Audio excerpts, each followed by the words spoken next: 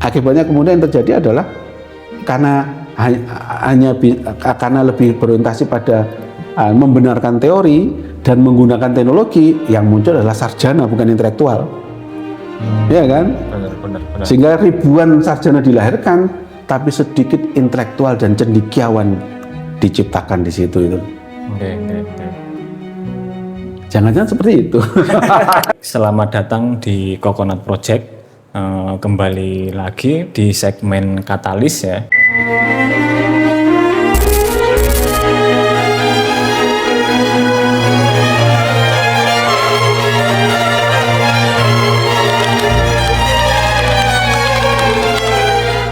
Nah, hari ini kita membahas tentang Pancasila Sakti. Requestnya Kang Lis ini kan, Pancasila Sakti. Ya, Pancasila Sakti ya sama aja sih dengan kesaktian Pancasila ya kan. Kesaktian Pancasila ini dimulai pada tahun 66 ya kan, ditetapkan 29 September oleh Soeharto, bener ya Bang? Ya. Dan diperingati pertama kali tahun 66 1 Oktober. Ada apa Pak di balik antara 30 September dan 1 Oktober, pasti kan ada historis di balik itu Pak. Wah. Sebenarnya saya lebih suka bicara tentang terminologi kesaktian Pancasila itu sendiri itu loh. Oke. Meskipun sesekali ya dihubungkan dengan dengan konteks historis kenapa kemudian istilah kesaktian Pancasila itu muncul ya.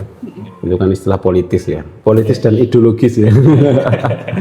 Politis ideologis karena istilah itu kan kemudian ingin memberikan sebuah narasi bahwa pada saat itu ada suatu gerakan-gerakan dalam perspektif negara itu. Gerakan-gerakan yang ingin mengganti ideologi Pancasila. Dengan ideologi baru, narasi yang kuat di situ, sehingga dan gerakan-gerakan itu gagal total, sehingga kemudian secara historis bahwa Pancasila itu sakti karena didongkal atau ingin diganti pun ternyata tidak berhasil. Nah, sebenarnya bermula dari itu. Tapi yang menarik sebenarnya terminologi kesaktian itu loh. Kenapa seolah-olah kan akhirnya kemudian menempatkan Pancasila sebagai sesuatu sifatnya magis mistis kan. Sakti mandraguna ya, kayak pendekar-pendekar pada zaman dulu yang punya kekuatan kesaktian luar biasa, kebal terhadap peluru, bisa terbang kemana-mana, bisa alih jiwa, alih rupa 10.000 wajah, itu kan sakti mandraguna. Padahal terminologi kesaktian dalam konteks itu khawatirnya kemudian dipahami secara magis mistik, mitologis, sakral dan sebagainya. Padahal terminologi kesaktian itu sebenarnya lebih pada harus ditempatkan pada bagaimana kita menerjemahkan Pancasila dalam laku hidup keseharian, dari sifatnya mitos ke logos itu loh, ke yang lebih rasional logis itu loh. Sehingga Pancasila menjadi kekuatan yang menjadi sebuah sistem nilai yang kemudian dilembagakan dalam sebuah norma dan dipraktekkan dalam sebuah fakta. Nah, kesaktiannya itu akan muncul di situ kalau dia diamalkan gitu loh. Nilainya kalau diamalkan maka dia akan sakti gitu loh. Jadi kan sebenarnya bukan terminologi kesaktian yang sifatnya magis mistis itu sebenarnya itu loh. Tapi bagaimana kita mengimplementasikan nilai-nilai dalam Pancasila yang sifatnya abstrak, umum, universal. Nilai Pancasila itu kan abstrak, umum, universal. Nilai ketuhanan, kemanusiaan, persatuan, kerakyatan, dan keadilan itu kan abstrak, umum, universal. Gitu. Kapanpun, dimanapun harus berlaku, maka sifatnya universal. Tapi itu kan baru sistem nilai kan, gagasan, konsep, dan sebagainya. Maka dia harus diimplementasikan melalui norma-norma. Norma-norma itu ya produk-produk perundang-undangan, produk-produk peraturan dalam penyelenggaraan negara bangsa, dan kemudian dipraktekkan dalam laku hidup sehari-hari. Maka kesaktiannya ya kalau nilai-nilai itu terimplementasi di dalam laku hidup sehari-hari itu, bukan dalam konteks mitologis itu loh. Sehingga terminologi sakti mandraguna itu bukan bersifat mistis itu loh. Harusnya lebih jauh dari itu. Lebih jauh dari itu untuk bagaimana negara ini punya keberanian secara moral dan kemampuan secara intelektual untuk mengkonstruksi ide-ide gagasan genuin menjadikan nilai Pancasila sebagai laku hidup dalam pikiran, sikap, dan tindakan seluruh masyarakat Indonesia itu. Maka itu menjadi sakti. Makanya benar kalau ada sebuah tulisan Pancasila itu sakti kalau diamalkan gitu loh. Nah, sehingga kita tidak perlu memperdebatkan lagi tentang terminologi kesaktian Pancasila secara historik itu loh. Karena khawatirnya kemudian kita terjebak pada sebuah beban sejarah yang tidak pernah berakhir akhirnya itu loh. Tentang kesaktian Pancasila yang kemudian Pancasila dipakai sebagai alat manipulasi untuk menekan kelompok-kelompok yang selama ini berbeda dengan negara itu loh. Kan selama ini kan ada sejarawan kritis selalu melihat bahwa seringkali pada masa tertentu Pancasila itu dipakai sebagai ideologi yang dipakai untuk bukan memanipulasi tetapi alat hegemoni doktrinasi untuk mengatakan bahwa segala hal yang mengkritik negara dianggap anti Pancasila, melawan ideologi dan sebagainya itu loh. Akhirnya kemudian Pancasila menjadi alat kekuasaan dan itu berbahaya sekali kalau Pancasila menjadi alat kekuasaan itu loh. Nah ini narasi-narasi itu harus kita geser lah supaya kita tidak terbebani dalam sebuah beban sejarah yang tidak pernah ada ujung sampai sekarang itu. Biarkan teman-teman sejarah yang membuktikan narasi kesaktian Pancasila itu apakah itu adalah betul-betul ada dalam sebuah peristiwa sejarah atau itu sebuah skenario politik. Itu teman-teman sejarah yang justru karena itulah sejarawan akan menjadi selalu berkembang gitu, selalu dinamis. Tugas kita selanjutnya sebenarnya adalah bagaimana kita menjadikan Pancasila itu sebagai laku keseharian. Tidak lagi meributkan kapan lahirnya Pancasila, mau 18 Agustus atau 1 Juni. Yang penting bukan kapan lahirnya Pancasila, kapan Pancasila dilahirkan, kapan nilai Pancasila itu dilahirkan di muka bumi itu loh. Itu yang penting, bukan sibuk tentang kapan hari lahir Pancasila, tapi kapan Pancasila dilahirkan di muka bumi ini loh. Iya kan? Kapan 5 sila itu sebagai platform moral dalam bernegara itu betul-betul diimplementasikan dalam laku hidup sehari-hari, baik dalam praktek bernegara maupun praktek masyarakat sebagai warga negara. Ya kan ada 2 bentuk pengamalan Pancasila kan, satu pengamalan yang sifatnya subjektif, 2 pengamalan yang sifatnya objektif. Pengamalan sifatnya subjektif itu adalah pengamalan Pancasila melalui tingkah laku masyarakat Indonesia. Yang harus sesuai dengan sifat nature bangsa Indonesia, yaitu Pancasila itu sendiri, yang berketuhanan, berperi kemanusiaan, menjunjung persatuan, mengedepankan asas musyawarah dan berorientasi pada keadilan. Itu subjektif. Yang objektif adalah bagaimana Pancasila itu, nilai-nilai Pancasila itu menjadi sistem nilai yang mendasari semua produk perundang-undangan yang ada di negeri ini. Mau konstitusi, undang-undang, perda dan sebagainya merupakan implementasi dari nilai-nilai Pancasila itu. Maka Pancasila itu kan dasar negara. Ya kan? Karena dia dasar negara, maka produk hukum di atasnya tidak boleh kontraproduktif atau melenceng dari nilai-nilai Pancasila itu. Maka dia dasar. Gitu loh. Dia bangunan bawah itu loh.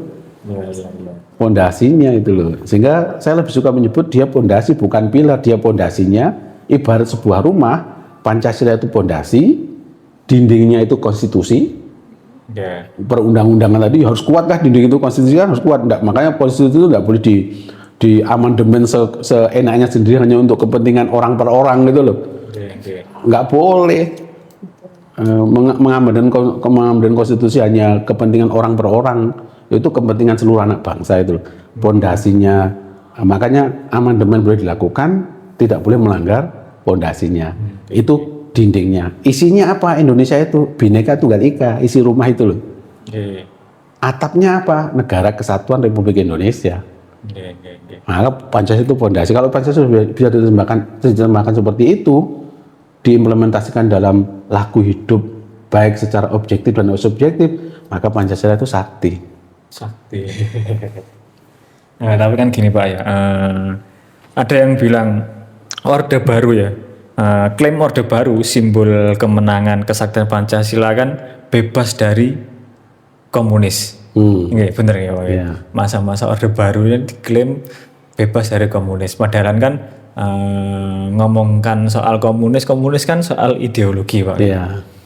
Tapi kan sebenarnya ideologi kita kan ya sudah Pancasila kan memang Pak ya. Pancasila dan negara kita kan juga negara republik. Kenapa kok masih takut dengan ancaman PKI dianggap ancaman komunis atau apa, kan sebenarnya komunis dan apa ya, itu kan berbeda kan gitu Pak. Ya, kalau kita lihat itu tidak cuma di Indonesia, di seluruh dunia komunisme itu dianggap hantu. Ya kan, bahkan ada buku hantu-hantu Marxisme itu, hantu-hantu komunisme itu. Dia bahaya Latin gitu. Bahaya Latin yang mengganggu stabilitas kelompok-kelompok mapan. Di Eropa kan kenapa Marxisme disebut hantu, karena dia menolak kemapanan sebuah konsep negara state dikritik, kemudian ekonomi kapitalisme dikritik, bahkan kadang-kadang sistem agama yang berpihak ada kepentingan borjuasi juga tidak lepas dari kritik Marxis itu loh. Ya kan, itu yang membuat kenapa kemudian banyak orang takut dengan pikiran-pikiran Marxis itu loh, maka dianggap hantu. Tapi kemudian kan salahnya orang kemudian menerjemahkan bahwa seolah Marxis dan komunisme itu identik dan sebagainya itu loh. Nah, karena pikiran Marxis itu bisa dilembagakan dalam banyak wajah itu loh. Ketika dia bergerak di apa namanya, di Rusia, di Uni Soviet dulu, pikiran Marxis dilembagakan oleh Lenin menjadi Marxisme-Leninisme, menjadi ideologi gerakan kaum buruh di sana, namanya Partai Bolshevik. Marxisme-Leninisme itu adalah komunisme yang paling radikal sebenarnya itu loh. Yang pengen meruntuhkan rezim kapitalisme yang ada di rezim state yang berkuasa secara cukup besar di Uni Soviet pada saat itu loh ya. Dengan Lenin bercita-cita bahwa kita runtuhkan kekuatan kapitalisme Uni Soviet, kita bangun sebuah negara transisi dengan kaum proletar sebagai kelompok yang dominan itu loh. Namanya diktator proletar gitu kan gitu loh. Itu transisi saja itu loh. Transisi saja, nanti kalau sudah masyarakat sudah stabil dan sebagainya, kita serahkan pada demokrasi itu. Tapi kan kita lupa bahwa kekuasaan itu seksis, kekuasaan itu penuh dengan akses keberkahan. Bukan akses amanah tapi keberkahan duniawi itu loh. Akibatnya kemudian Lenin lupa bahwa akhirnya dia keterusan berkuasa karena kok enak ya gitu. Kok enak, akhirnya menjadi diktator proletar yang cukup lama bertahan. Ya kan, maka kita lihat di negara-negara komunis itu kan yang muncul kemudian bukan masyarakat yang sejahtera, tapi negara-negara fasis karena kelompok-kelompok proletar yang dominan menjadi elit-elit baru dalam itu loh. Nah, kemudian itu yang kemudian ditakutkan termasuk mungkin di Indonesia ya, dengan munculnya gerakan Partai Komunis Indonesia itu loh. Saya tidak mencoba mengulik dalam perspektif historis, tapi saya mencoba melihat bahwa pikiran komunis dan Marxis itu bisa diterjemahkan dalam berbagai wajah itu loh. Berbagai wajah, termasuk coba kita teman-teman lihat sosialis dan komunis yang diterjemahkan di Rusia juga beda, di Cina beda sekali. Dengan beda sekali wajah sosialisme di Cina dengan wajah sosialisme di Uni Soviet, di Kuba dan sebagainya itu loh. Kalau di Rusia, di Uni Soviet itu menggunakan partai politik sebagai kekuatan untuk mengubah, sementara makanya namanya strategi politik. Tapi kalau di Cina itu menggunakan strategi kebudayaan untuk melakukan perubahan. Sosialis itu menjadi kerja-kerja kebudayaan melalui perlibatan partisipasi publik gitu loh. Itu bedanya, makanya Cina itu langgeng lekang sampai sekarang karena strategi kebudayaan yang digunakan. Di Uni Soviet strategi politik itu nggak pernah langgeng gitu loh. Dia ya hanya bertahan pada waktu yang tidak lama. Nah, sementara di Indonesia, Partai Komunis Indonesia yang dilembagakan oleh orang-orang yang kemudian dianggap melawan ideologi Pancasila, sebenarnya juga ini perlu dikulik-kulik lah sebenarnya, teman-teman sejarah perlu membongkar itu apakah benar kayak Musso, Aidit dan sebagainya punya pikiran-pikiran yang sangat kontraproduktif tentang ideologi kita itu loh. Nah, tapi saya tidak ingin masuk ke sana karena sosialisme juga bisa diterjemahkan dalam wajah misalnya sosialisme religius. Dan kan ada beberapa peta gerakan ideologi kan, ada sosialisme kemudian runtuh, ada muncul kapitalisme kemudian masih berjalan sampai sekarang, muncullah namanya sosial demokrasi. Jalan ketiga, sosial demokrasi, sekarang muncullah istilah namanya sosialisme religius itu. Nah, sosialisme, kalau memang kita takut dengan sosialisme karena dianggap dia anti Tuhan, dianggap memang kalau kita membaca doktrin sosialis komunis, doktrin Marxis itu kan materialisme dialektik gitu loh. Perubahan itu terjadi dalam sektor materi. Maka yang menggerakkan itu adalah sistem produksi yang menggerakkan perubahan-perubahan itu loh. Kalau sistem produksinya berubah, maka bangunan di atasnya ikut berubah itu loh. Nah, sehingga akhirnya kemudian dia orang-orang karena si prinsip dasarnya adalah materialisme dialektik atau materialisme historis, sehingga seolah-olah kemudian tidak melibatkan hal yang sifatnya transendental. Tuhan tidak terlibat, teologi tidak penting dan sebagainya itu loh. Sebenarnya dia hanya ingin mengatakan bahwa perubahan di dunia itu ada dalam konsep materialisme dialektik itu loh. Kita akan bisa menjelaskan semua kenyataan-kenyataan kalau berdasarkan pada kejadian-kejadian yang menyusunnya itu loh. Nah, sehingga dia dianggap kalau seperti ini kan dia tidak percaya pada hal yang gaib dan sebagainya itu loh. Sehingga orang kemudian menganggap bahwa sosialis, komunis mesti ateis itu loh. Betul. Itu sebenarnya salah satu Jadi kapan hari kan memang saya sempat ngepost tentang pembahasan tentang PKI itu, sempat ada teman saya yang tanya kenapa kok PKI itu identik dengan yang anti Tuhan gitu loh Pak. Berarti terjawab itu tadi ya berarti ya. Okay. Ya karena doktrin metafisis dari Marxis itu, doktrin metafisis dari Marxis itu kan materialisme dialektik, bahwa segala sesuatu dalam struktur alam itu yang ada hanya kenyataan-kenyataan itu tersusun dari kejadian-kejadian itu loh. Nggak ada hal yang sifatnya gaib dalam kenyataan-kenyataan itu sebenarnya itu loh. Itu sebenarnya hanya paradigma dalam memahami realitas sebenarnya itu loh. Makanya karena dia hanya membatasi pada situasi itu, maka dia kemudian tidak banyak ngomong tentang persoalan yang supranatural, yang gaib. Karena bagi mereka yang gaib dan supranatural nggak bisa diverifikasi. Ini bagi materialisme loh ya. Bagi materialisme, bagi Marxis loh ya. Itu yang kenapa kemudian orang, oh ini kan berbahaya. Nah, tetapi kalau kemudian kita lihat coba teman-teman lihat di Pancasila itu kan sila kelima itu loh, watak sosialis, keadilan sosial bagi rakyat Indonesia itu loh. Tapi sosialisme kita adalah sosialisme yang berketuhanan yang Maha Esa, maka kita sebut sebagai sosialisme religius. Gitu loh. Kalau kita menolak sosialis karena wajahnya yang anti agama, penerjemahan sosialis kita itu adalah sosialis yang religius, ya kan? Uang ekonomi kita itu loh ekonomi kooperasi. Ekonomi kooperasi itu dalam banyak hal adalah ekonomi sosialis, dari rakyat oleh rakyat untuk rakyat itu loh. Itu jelas membedakan dengan ekonomi kapitalis yang semua basis ekonomi ada pada kekuatan pemilik modal, pada sistem produksi. Tapi kalau ekonomi kooperasi kan beda dengan ekonomi korporasi.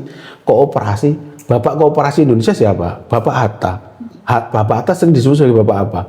Sosialisme Indonesia. Iya kan? Jadi memang kita harus membaca sungguh-sungguh konsep-konsep dan teori-teori itu loh, supaya kita tidak salah membuat sebuah penilaian. Lebih baik kita kan seringkali lebih baik tolak sesuatu yang kita ketahui daripada menerima sesuatu yang tidak kita ketahui.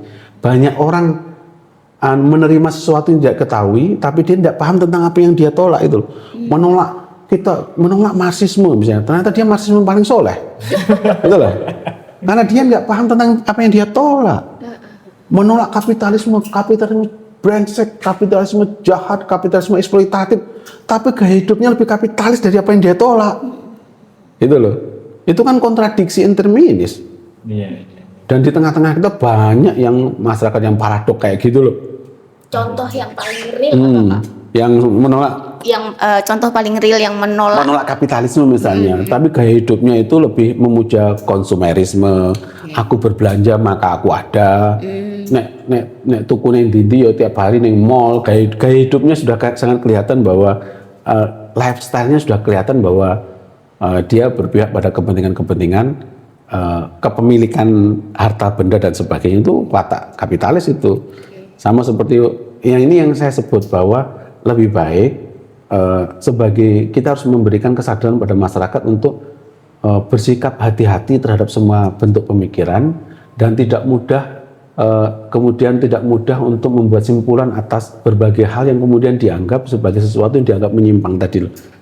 Ya kan, termasuk aktivitas-aktivitas yang bahwa seolah-olah semua yang menolak negara, melawan negara dianggap anti Pancasila dan sebagainya itu loh. Yang dikritik itu kan justru itu adalah jangan-jangan kekuasaan negara sedang tidak mempraktikkan Pancasila misalnya, membuat kebijakan yang tidak berkeadilan misalnya, pelayanan publik yang diskriminatif, yang menempatkan bahwa kelas pejabat lebih diutamakan daripada kelas rakyat misalnya, sehingga memang jangan-jangan itu sangat tidak Pancasilais. Kalau ada sebuah organisasi dalam birokrasi yang menganak-emaskan pejabat, itu berarti sebenarnya sangat tidak Pancasilais. Logikanya begitu. Jadi sebenarnya kadang-kadang kita berteriak mencoba Pancasilais, tetapi sesungguhnya praktek dan kita jalankan seringkali kontraproduktif dengan nilai-nilai Pancasila itu sendiri itu loh. Nah ini yang sebenarnya harus terus-menerus digelorakan, disadarkan di masyarakat kebanyakan kita itu loh.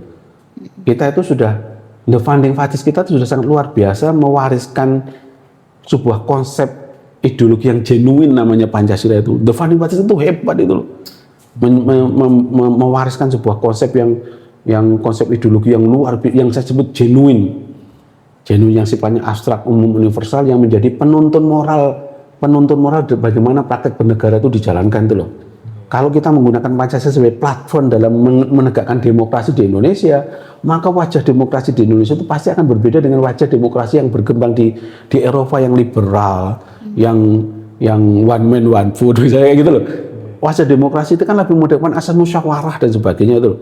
Nah, sebenarnya Pancasila itu sudah memberikan platform moral dalam bernegara. Sila pertama, sila kedua sebagai asas moral dalam menjalankan negara, ketuhanan dan kemanusiaan, ya kan? Itu asas moral. Semua orang yang menjalankan negara itu harus berasaskan ketuhanan dan kemanusiaan. Ketuhanan dan kemanusiaan tidak boleh dipisah. Dia menjadi satu kesatuan itu loh. Orang yang salah secara keagamaan, dia juga salah secara kemanusiaan itu loh. Ya kan? Itu sebagai asas moralnya itu. Yang kemudian sebagai sistem politiknya apa? Sila ketiga dan keempat. Ya kan? Sila ketiga bentuk negaranya, sila keempat sistem berpolitiknya, ya kan? Dengan mengedepankan asas musyawarah dengan bahasa yang sangat luar biasa indah, kerakyatan yang dipimpin oleh hikmah, kebijaksanaan dalam permusyawaratan perwakilan. Coba kalimat sepele yang kelihatan sepele ini, tapi kalau diinterpretasikan dengan sungguh-sungguh berdasarkan referensi-referensi yang sifatnya indigenous yang ada di masyarakat lokal pada masyarakat Nusantara dulu, akan ketemu praktek demokrasi di Indonesia itu sebenarnya seperti apa. Kerakyatan yang dipimpin oleh hikmah, kebijaksanaan, bayangin tuh. Demokrasi kita tidak boleh demokrasi liberal, oleh hikmah, dituntun oleh kebijaksanaan itu loh. Bayangkan itu kan genuine sekali sebenarnya itu loh. Cuma kita tidak pernah punya kemampuan atau keberanian secara intelektual untuk menciptakan sebuah sistem demokrasi yang khas lokal, khas Indonesia itu. Kita selalu menghamba pada sebuah konsep-konsep demokrasi yang dikembangkan oleh negara-negara Eropa yang preferensi politiknya beda, preferensi sosiokulturalnya beda, itu loh. Akibatnya yang terjadi apa? Yang biasanya terjadi ya kita akhirnya kemudian sistem politik kita akhirnya tidak mengedepankan politik hati nurani. Politik bukan benar salah tapi menang kalah. Karena demokrasi yang dikembangkan adalah demokrasi yang berdasarkan pada suara terbanyak itu. Ya kan? Maka yang muncul adalah politik itu adalah panggung gladiator untuk bertarung siapa yang menang dan siapa yang kalah. Yang menang akan memimpin negeri ini, yang kalah harus menjadi pinggiran gitu loh. Itu jelas menurut saya jauh dari logika kerakyatan yang dipimpin oleh hikmah. Itu sebagai sistem berpolitiknya, sistem bernegaranya. Tujuan bernegara apa? Keadilan sosial bagi seluruh rakyat Indonesia. Bayangkan itu. Asas moralnya sila pertama, sila kedua, bentuk negaranya sila ketiga, sistem politiknya sila keempat, tujuan berpolitiknya sila kelima. Itu menjadi satu kesatuan organis, tidak boleh dipisah-pisahkan.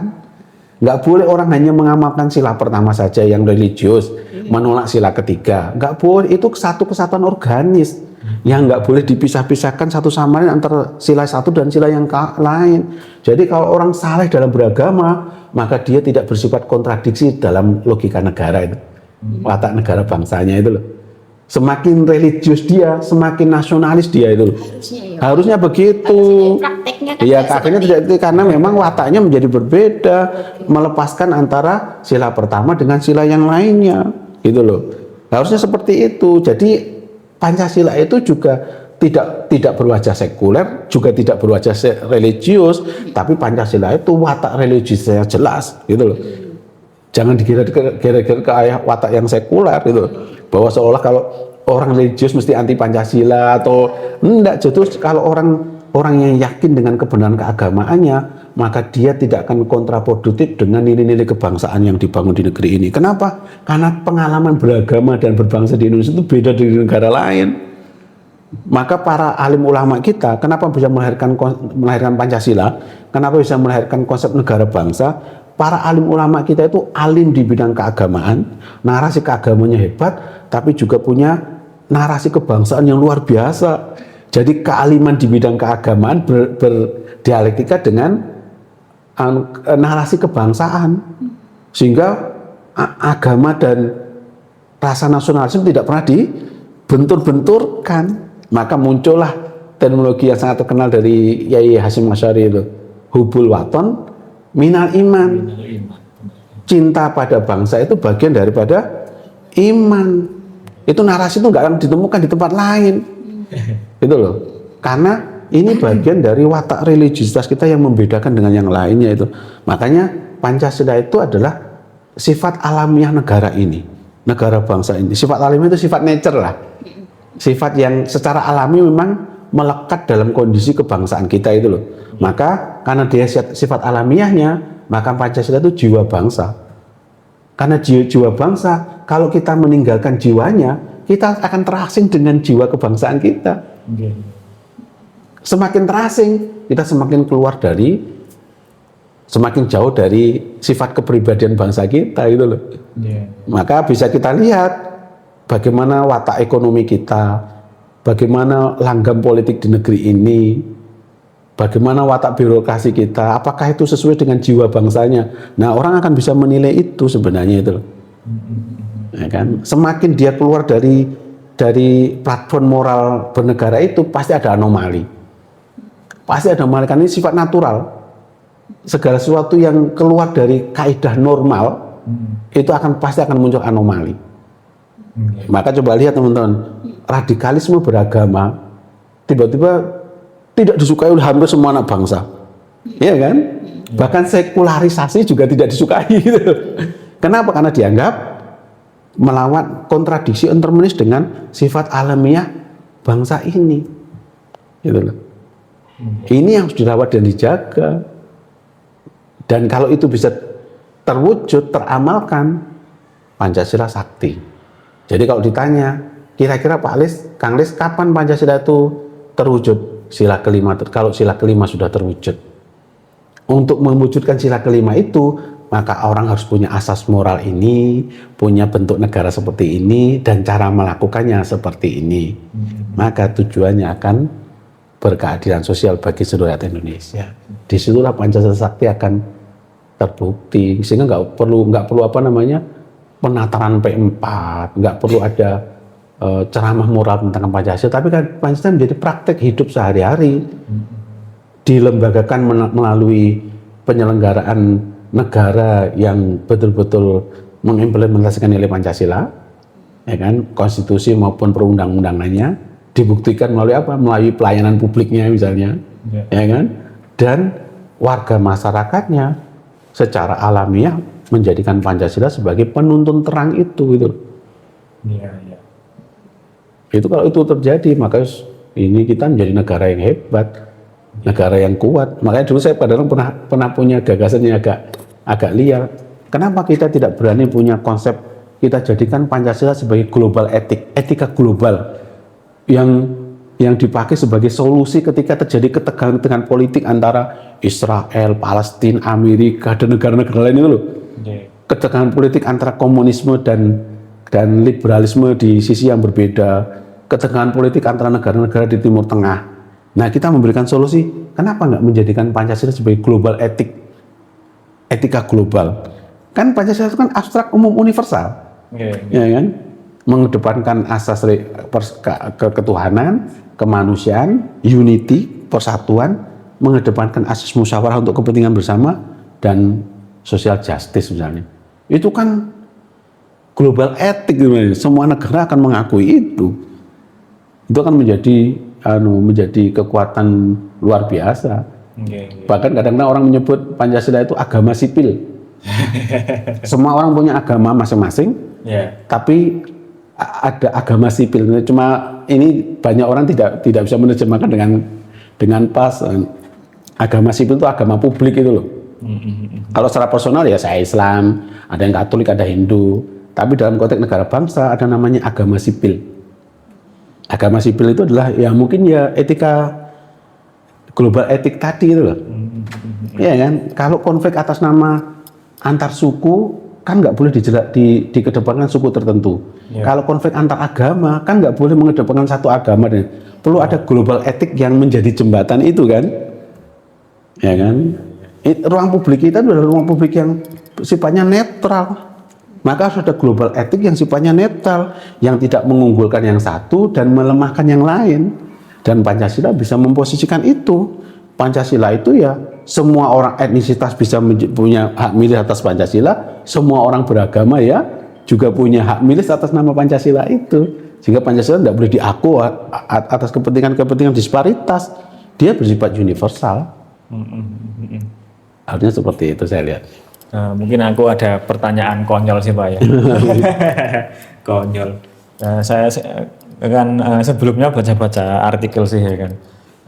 Orde Baru bisa dikatakan juga agama Orde Baru.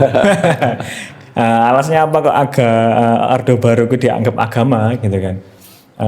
Orde Baru kan dimulai historisnya kan, ngomong historis Pak ya, historisnya kan 30 September 65 itu kan Pak ya. Itu diawali 30 September dan diakhiri 1 Oktober. Nah, kenapa dianggap agama Orde Baru? Di situ ada upacara, bener ya Pak? Di situ ada upacara, ada ritual gitu ya? Ada ritual, bener-bener. Di situ ada ritual, di situ ada upacara, di situ ada kenangan juga, ya kan ya. Terus ada refleksi, gitu kan. Terus ada doa juga. Terus ada ritus kunjungan atau ziarah ke Lubang Buaya, bener Pak Nggih. Ada duka dan ada perayaan, bener nggak Pak? Kalau saya bilang begitu. Dan yang merayakan kan waktu itu kan orang kelompok-kelompok tertentu itu kan Pak. Bener nggak Pak? Itu kan perspektif karena peristiwa itu kemudian dilembagakan menjadi satu peristiwa dalam perspektif tunggal oleh negara yang harus diterima secara dogmatis oleh seluruh warga negara. Karena sifatnya dogmatis dan doktrinal, maka seolah itu apa bedanya dengan agama gitu. Agama kan dogmatis doktrinal itu loh. Agama itu kalau anda yakin ya imani amini gitu loh. Kalau enggak ya sudah, nggak usah diamini imani. Tapi ketika ada sebuah peristiwa yang dipaksa harus diterima, jangan-jangan itu dogma itu loh. Jadi makanya dulu kan pernah ada orang yang melakukan kritik atas situasi itu, sehingga ya memang, tapi memang penulisan sejarah kan memang seperti itu Mas Atta ya. Penulisan sejarah itu kan perspektif pemenang, bukan perspektif yang kalah. Ya perspektif pemenang. Kan nggak mungkin orang kalah menuliskan sejarahnya sendiri itu loh. Kekalahan kok apa yang mau dipelajari dari kekalahan itu. Jadi memang itu apa ya? Itu proses yang apa ya? Yang niscaya akan selalu ada dalam sebuah tulisan sejarah itu loh. Ya, Orde Baru menjadi kelompok pemenang. Ketika Orde Baru kalah, dia jadi bulan-bulanan di Orde Reformasi, ya kan? Sifatnya selalu dialektis itu loh, peristiwa-peristiwa itu loh. Tapi kita tidak boleh sebagai seorang yang mencoba melihat segala sesuatu dengan perspektif yang lebih jernih, maka kita tidak boleh terjebak dengan situasi-situasi kayak gitu. Orde lama kacau, runtuh, muncullah orde baru. Seolah-olah kekacauan itu karena sistem chaos di zaman orde lama. Jangan-jangan chaos itu muncul karena munculnya sesuatu yang baru, bukan karena yang lama itu. Ya, tapi makanya kita nggak boleh, harus jernih lah melihat situasi itu, karena bisa jadi memang semuanya itu dikonstruksikan dalam tulisan-tulisan sejarah oleh sekelompok orang yang punya kepentingan-kepentingan tertentu. Ya, kepentingannya apa? Kepentingan hegemonik gitu, kepentingan penguasa itu loh. Maka nggak mungkin kekuasaan itu menulis sejarah yang sifatnya kontraproduktif dengan kekuasaannya, kan nggak mungkin. Ya kan? Di mana-mana kekuasaan akan menciptakan narasi sejarah yang sifatnya menguatkan posisi dia sebagai seorang hero, seorang pahlawan. Orang Belanda, dalam perspektif orang Belanda ketika di Indonesia, dia mungkin tidak menjajah gitu loh. Perspektifnya pasti kan beda ya. Mungkin dia sedang memodernkan orang-orang yang belum modern, kan bisa aja logikanya bisa dibangun kayak gitu loh. Karena orang Indonesia belum berperadaban, maka kolonial itu datang untuk memberikan transformasi peradaban dengan dibangun infrastruktur, dibangun sekolah, dibangun lembaga-lembaga. Kan narasinya bisa aja dia dibuat itu. Buktinya kan juga mereka mempraktikkan pembangunan di situ, menciptakan sekolah-sekolah di situ, menciptakan sebuah sistem birokrasi di situ. Gitu perspektifnya yang berbeda. Jadi memang kita harus jernih lah melihat itu supaya tidak mudah percaya dengan situasi itu. Ketika Orde Baru runtuh, muncullah Orde Reformasi yang juga melakukan membuat stereotip tentang Orde Baru yang dogmatis dan sebagainya, itu yang kekuasaannya sangat fasis dan sebagainya, kan selalu seperti itu. Mungkin Orde Reformasi juga suatu saat akan muncul sebuah peristiwa-peristiwa baru yang akhirnya menolak reformasi. Tetapi di luar itu sebenarnya kalau kita lihat, meskipun itu sebagai sebuah keniscayaan, coba teman-teman lihat, ketika Pancasila hadir di Orde Lama, masuk ke transisi ke Orde Baru, masuk pada era di Orde Reformasi, itu ada peristiwa yang agak berbeda loh, proses penerimaannya ya. Di Orde Baru, Pancasila itu betul-betul menjadi alat doktrinasi, alat dogmatis itu loh. Ya kan, sehingga pada zaman itu Orde Baru itu lekat dengan Pancasilaisasi gitu loh. Iya, ada meskipun bagus itu di setiap kampung. Saya masih ingat dulu waktu saya pulang ke kampung-kampung pada zaman dulu itu kan di pinggiran kampung itu sudah ada gapura itu loh. Gapura yang isinya itu Pancasila mesti. Sila pertama, sila kedua, sila keempat itu. Mesti setiap gapura itu selalu ada seperti itu. Dalam konteks untuk ideologisasi, penanaman ideologisasi mungkin perlu. Akhirnya semua anak bangsa punya narasi tentang Pancasila itu apa, bagaimana Pancasila itu. Tapi karena bersifat doktrinasi, dogmatis, sehingga seolah-olah itu menjadi alat kekuasaan gitu loh. Akibatnya kemudian ketika Orde Baru runtuh, ikut pula kemudian orang mempertanyakan Pancasila. Ya kan? Akibatnya kemudian muncul Undang-Undang Sidinas tahun 2023 itu, yang 2003 yang salah satunya adalah mata kuliah dan mata pelajaran Pancasila sudah dihapus itu loh. P4 dihilangkan, lissus ideologi dihapus dan sebagainya, karena dianggap itu terlalu lekat dengan ideologi, dengan Orde Baru. Ini salah penerjemahan kalau menurut saya. Pancasila itu tidak ada hubungannya dengan Orde Lama, Orde Baru, Orde Reformasi. Pancasila itu berhubungan dengan negara bangsa Indonesia itu loh. Tidak berhubungan dengan rezim. Gitu loh. Jadi keliru kalau kemudian tapi karena terlalu lekat dengan rezim, sehingga ketika rezimnya runtuh, Pancasila ikut dipersoalkan kembali itu loh. Itu yang terjadi pada awal-awal Orde Reformasi.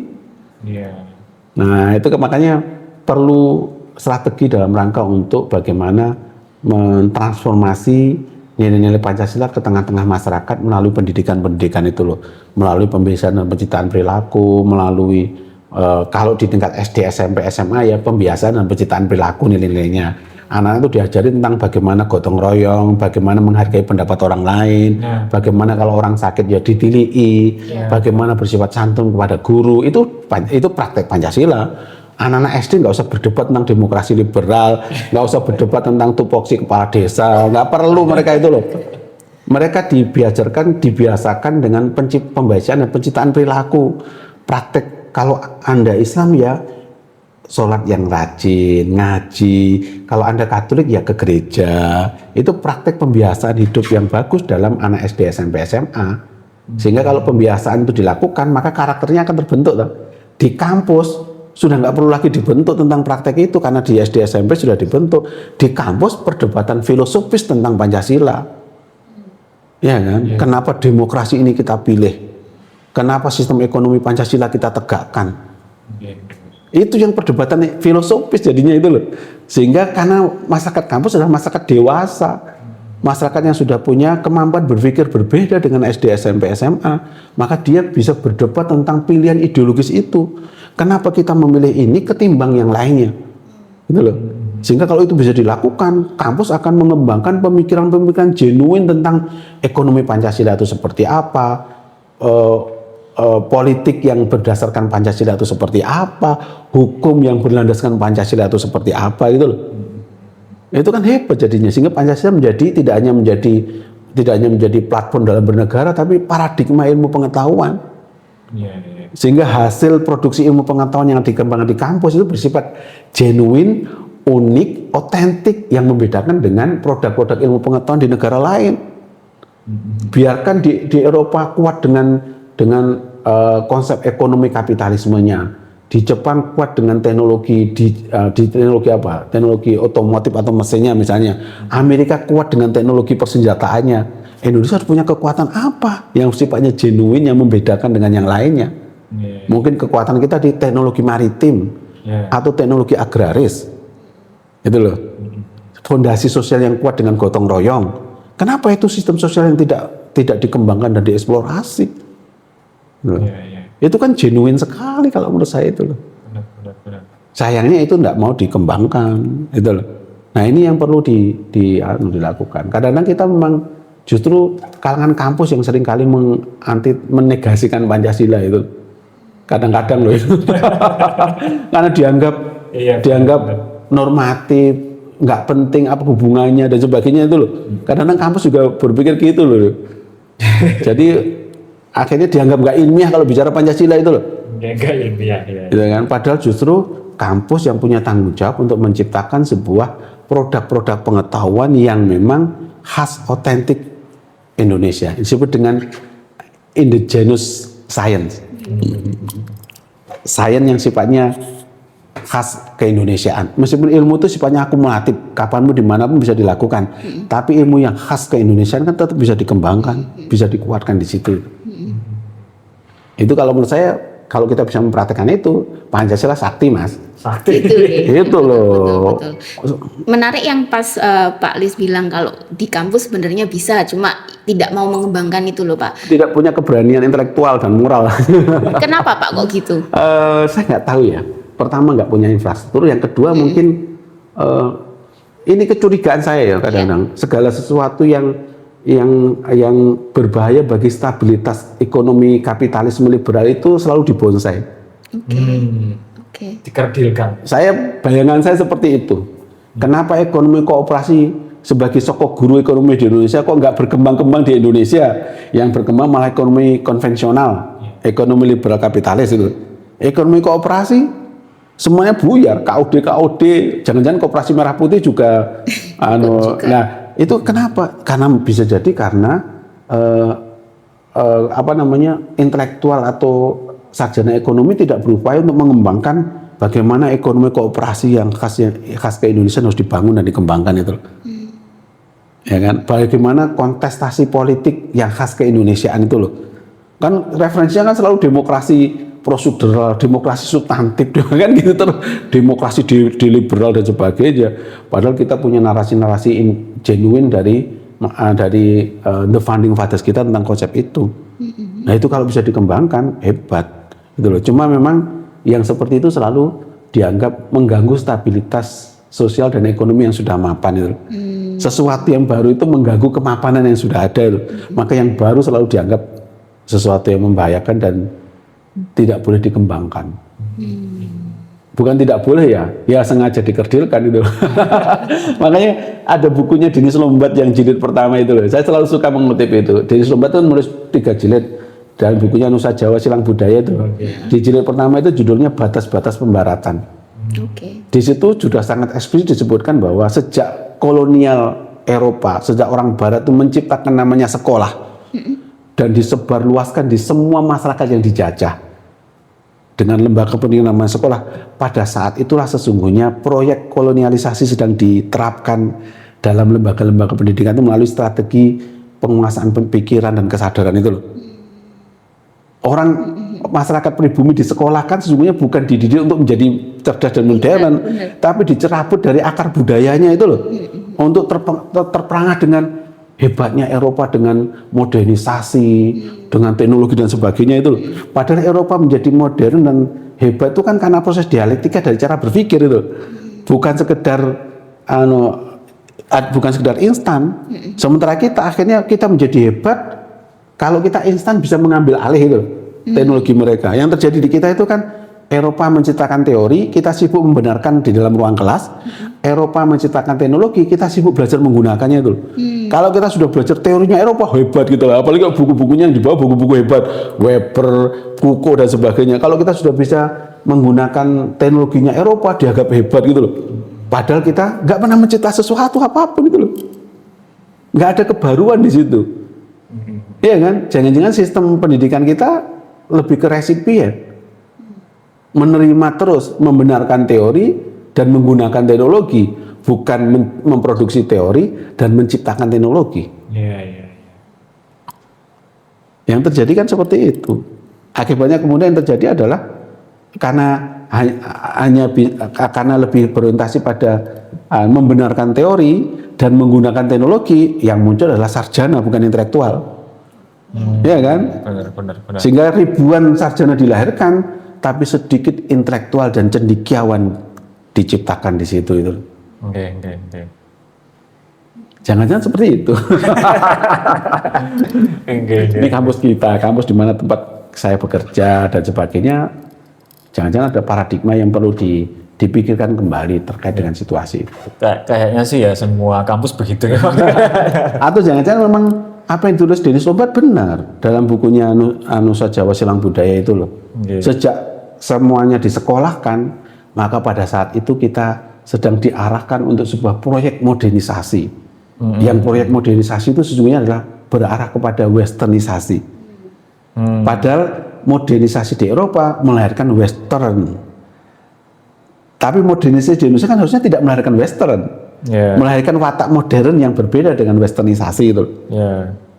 Yang terjadi modernisasi kita menjadi westernisasi. Melalui apa? Cara berpikir kita, sikap kita, pikiran kita, dan tindakan kita. Sehingga kesadaran kita sebenarnya sedang dikuasai. Makanya kenapa kita seringkali mencerabut kita dari akar budaya kita dan terperangah dan memuja dari sesuatu yang produknya Eropa itu. Kan selama ini kita seperti itu. Benar. Referensi kita untuk kehidupannya lebih maju, lebih baik ya Eropa. Itu referensi utama.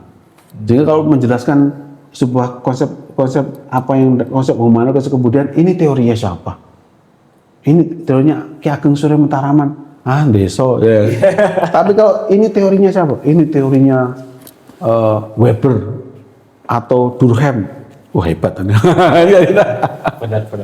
Seperti itu. Udah gak kerasa Pak, 30 menit kok. Lebih 30 menit lebih lah ini.